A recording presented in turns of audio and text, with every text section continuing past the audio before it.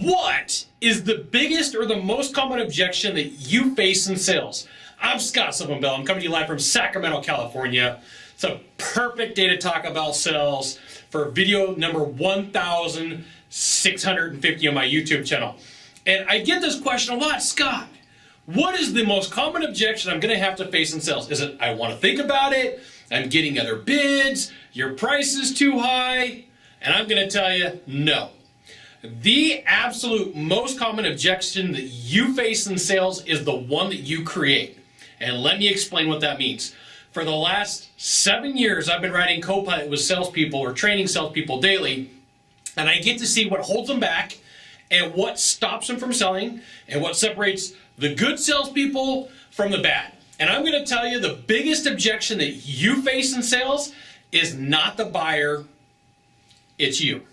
And a lot of times, salespeople will make the decision and they'll decide that they are no longer going to sell the call before they even get to the call. And there's a lot of reasons that this happens. There's biases that you have, there's beliefs that you have, and I see this happen every single day in every industry that I work in, where a salesperson is either on their way to the call, on the phone call, meeting with a buyer, and they give up. It happens. Salespeople give up all the time. Now, I have this saying that most salespeople are lazy, and I know that's not you because you're watching a YouTube video and you're doing what you can to get better. But most salespeople have no idea what they're up against and have no idea the problems that they create for themselves. One of the first reasons, there's a lot of reasons, but there's a first reason why salespeople struggle and they create objections for themselves, and the first is the external events that they have in their life. Now, we all have good things that go on in our life. We all have bad things that go on in our life. And if you have a bad day, a bad week, a bad month, an argument with your manager, an argument with a coworker, those are all things that can be bad. If you're having a lifestyle crisis, as I like to refer to, you've lost a house, you lost a car, you've lost a girlfriend, a boyfriend, a husband, a wife, a pet, those are all things that are external events that can infiltrate your sales ability and create you to doubt what you're doing. And a lot of times what happens is salespeople will go on their way to the call and they're either driving, they're about to walk into the office and they go, I don't need this call. And if there was ever an analogy, it would be that you're a race car driver and you got to go pedal to the metal. You got to give it everything that you got on every sales call. And I see salespeople, once they hit their goals, they relax. Once they get halfway through the week, they relax. And the thing is, the person that's selling against you, that's pedal to the metal all the time and going after all the calls that they can with belief and conviction, they're going to close right behind you. They're going to take that money off the table. They are going to steal your lunch money. And it happens every single day. And you know what it comes down to is the BS that floats around in your head. No, not that BS. The belief system. The belief system that you have about the sales call that you're going to, the type of person you're going to meet with, the type of lead that you have. So if you look around and you're like, man, that group of people over there, I don't like selling to them because fill in the blank. Or this type of lead that I get from the company is no good, it's drunk. Okay, another belief system. Or, you know what? I really don't need to work that hard. I've hit all of my goals. I can coast at this point. These are all problems that salespeople face in every industry that I've worked in.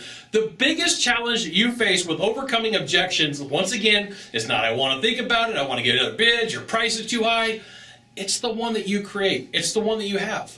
I've seen salespeople go into sales calls and go, you know what? I'm just not that good. I'm not that good of a salesperson. I can't close. I can't overcome objections. And so guess what? They go and meet the buyer. They have all these problems that are floating around in their head. I can't sell. I can't overcome objections. People don't like me. So guess what happens? They have a problem. And the problem is they can't close sales because it's their belief system getting in the way. It's them saying, I can't do it. So guess what? They can't. So Henry Ford had one of these cool sayings, and the cool saying was, if you believe you can, you can. If you believe you can't, you can't. Profound, and especially for salespeople, because a lot of the objections that come from the buyers are because you let off the throttle. That you decide, you know what, I really don't need to go through the sales call. I don't have to give it everything that I got. I'm just going to half butt it. My dad calls it another term, but I'm here on the tube. I'm going to edit it for you. My dad calls it half butting. And a lot of salespeople, they go into a call and they just like, I'll try.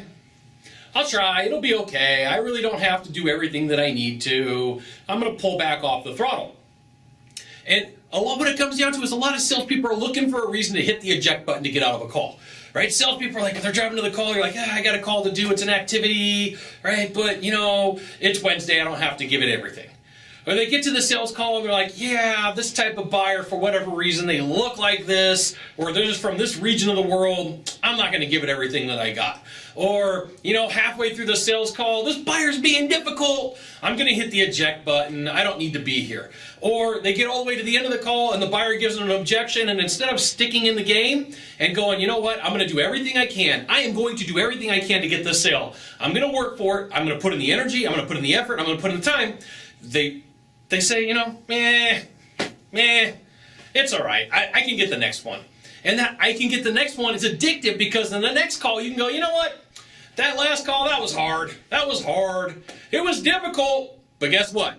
I'll get the next one. And then they go to the next sales call. What do you think they say? That's right. They go, I'll get to the next one. So they create their own sales slump.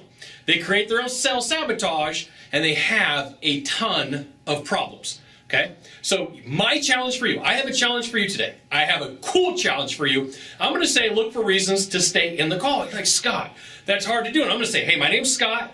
I have made this mistake, and it takes a lot of effort to look for reasons to stay in the cell. But I'm going to teach you some of the things that I teach the people that I coach. And there's a strategy, and I call it inch by inch. So I'm going to give you a football analogy. Forgive me, I haven't paid attention to football for almost 25 years.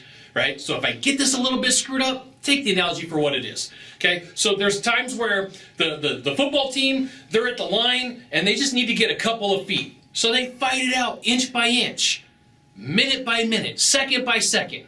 And then there's times where they see things open up and they can throw a pass and the perfect play happens. They make the play and everything goes good. And then there's some times where the team throws a Hail Mary.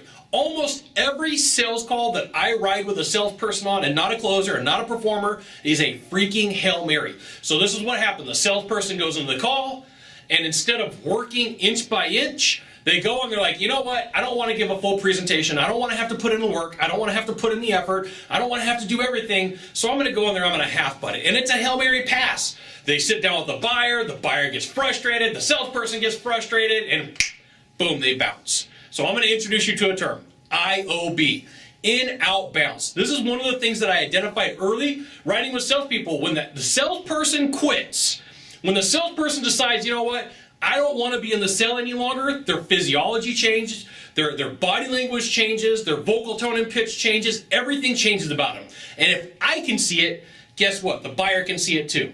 Now, I'm going to tell you, there's times where I'm dealing with a buyer, I'm dealing with one of my clients, and I got to fight inch by inch. I got to go and I'm sitting there, I'm like, man, this is a lot of work.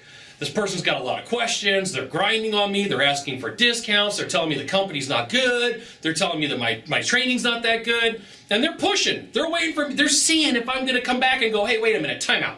You called me, you need the help, I'm the guy, I can help you, I can make this happen for you too.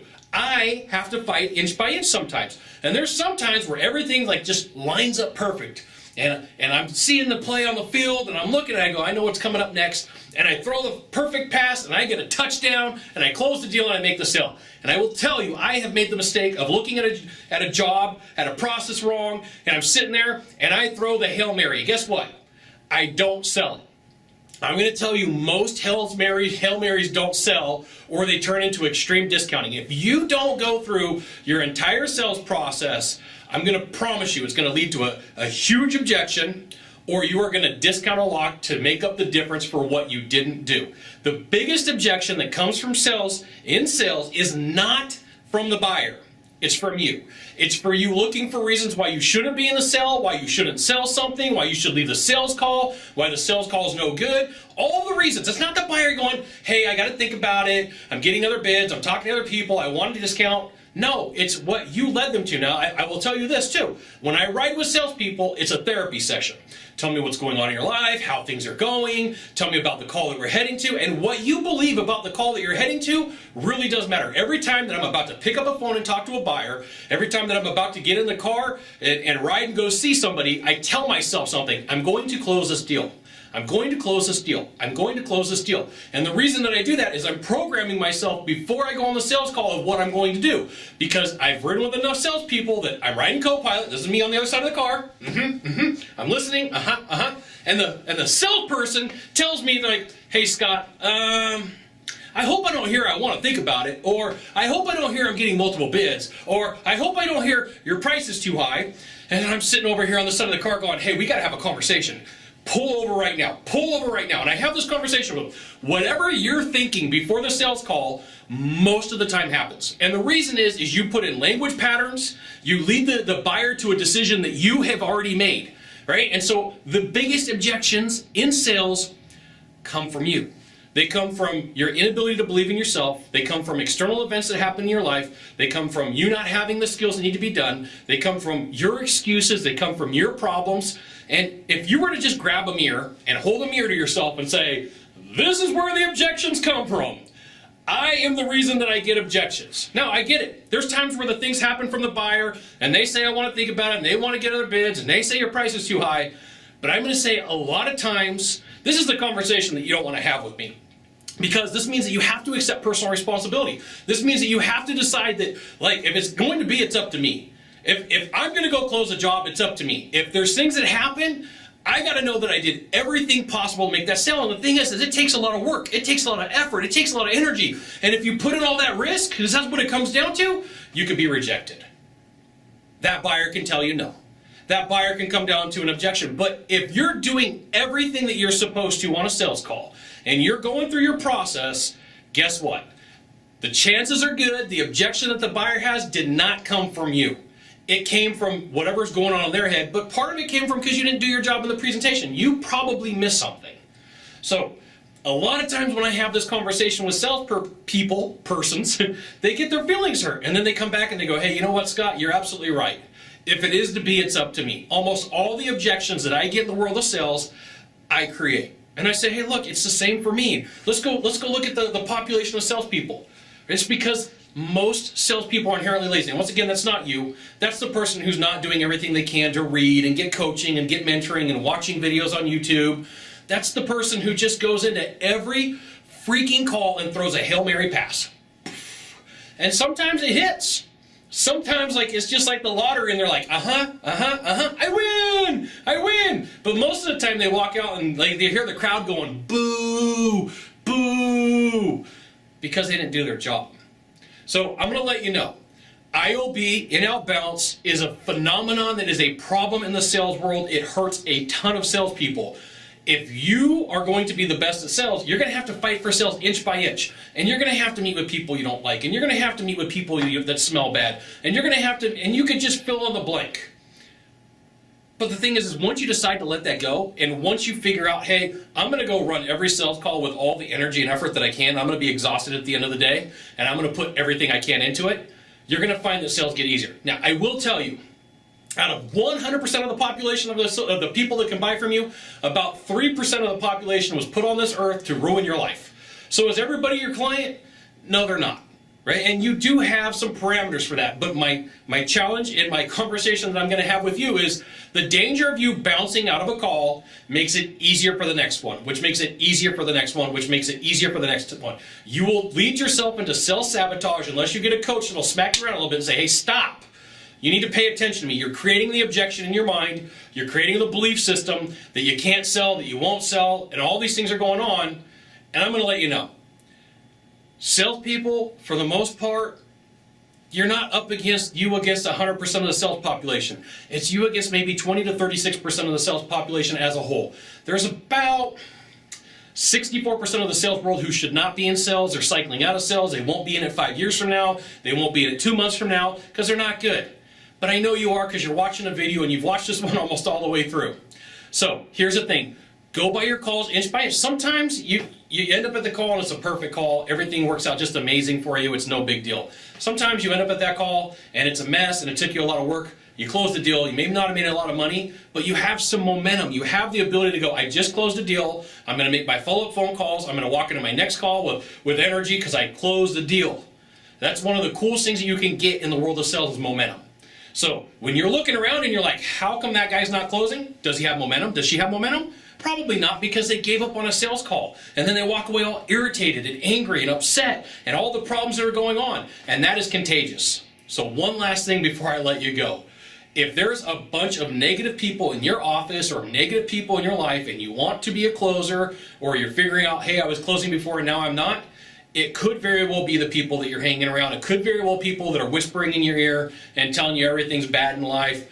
You got to get away from that. So that is the last area that creates your own objection and your own problem in the world of sales. Stay away from negative people, stay away from negative media, anything negative in your life. You got to have a diet of positivity. And I know that that sounds like totally Pollyanna, and you're like, Scott, come on, that sounds crazy. But the second that I'm around anywhere, and I don't care if I'm grocery shopping, I don't care what's going on, I don't want that virus. I don't want that negativity. So if I'm at the grocery store and the person behind me starts talking to me about why it's long lines, the earphones go in, and I'm listening to something that's going to get me going again. So it could be that I got to throw my goals on. It could be that I listen to some Jim Rohn, some Tony Robbins, some other sales trainers that are fantastic out there, some Victor Antonio, whoever it may be that's going to counteract that negativity in my life, that's going to stop me, or that's going to create that problem, that virus in my mind that's going to be like, hey, here's all the reasons why you can't sell. So I'm going to promise you, once you make the decision to go inch by inch, and that you're going to sit through all the calls that you need to go through and do all the work that you have to and put in the time, energy, and effort, it'll propel you to be a better salesperson. The biggest objections that you get in sales do not come from the buyer. They come from you and all the things around you. Now, if you could do a small favor for me in the box down below, leave a comment, question, or story, that'd be fantastic. To the right, to the left, there is a subscribe button. You know what you got to do. You got to subscribe, and then, over here, to the right or to the left, you can leave a comment. That'll work too. And send it out to all your friends via StumbleUpon, Facebook, Twitter, Google+. Why not even LinkedIn? Scott Sylvan Bell. We'll see you soon. Thanks for watching. Aloha.